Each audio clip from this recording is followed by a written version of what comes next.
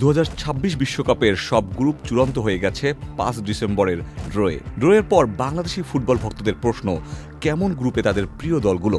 চলুন জেনে আসি। ব্রাজিল রয়েছে গ্রুপ সিতে। ব্রাজিলের সাথে এই গ্রুপে রয়েছে মরক্কো, হাইতি এবং স্কটল্যান্ড। আপনি শুনলে অবাক হবেন, মরক্কো ফিফা র্যাঙ্কিংয়ে 11তম দল।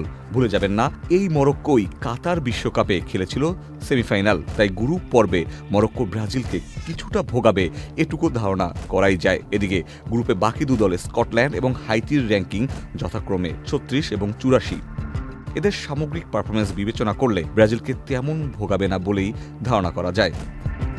এবার তাকাই আর্জেন্টিনার দিকে। আর্জেন্টিনা রয়েছে গ্রুপ জেতে। এই গ্রুপে দলটির সঙ্গী আলজেরিয়া, অস্ট্রিয়া এবং জর্দান। ফিফা র্যাঙ্কিংয়ে অস্ট্রিয়া, আলজেরিয়া এবং জর্দান রয়েছে যথাক্রমে 24, 35 এবং 66 নম্বরে। শুধুমাত্র ফিফা র্যাঙ্কিংয়ের দিকে তাকালেই বুঝতে পারবেন কতটা সহজ গ্রুপ পেয়েছে কারেন্ট ওয়ার্ল্ড চ্যাম্পিয়ন্সরা। তবে অস্ট্রিয়া এবং আলজেরিয়া একদম ছেড়ে কথা বলবে না, এটুকু বোঝাই যায়। এখন দেখা যাক মেসির দল কতটা ভালো করতে পারে এই গ্রুপ পর্বে।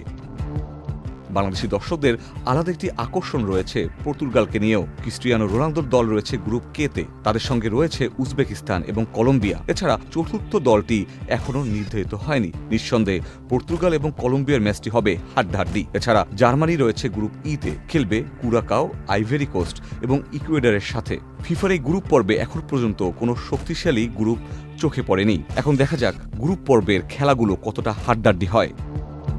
Ikhtiyar Ferdous, channel I.